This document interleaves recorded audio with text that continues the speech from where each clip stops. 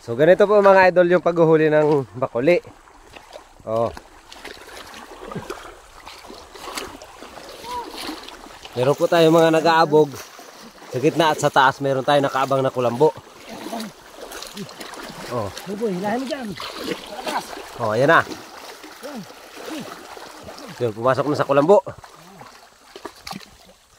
Oh, yun.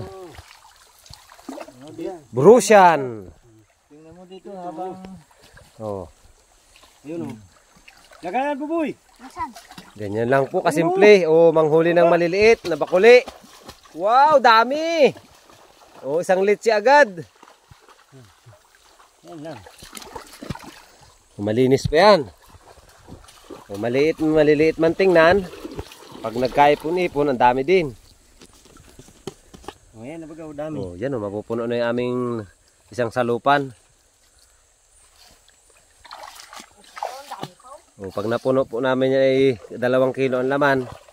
Uy, mahulog. O, yun sana. Next. Tingin, patingin.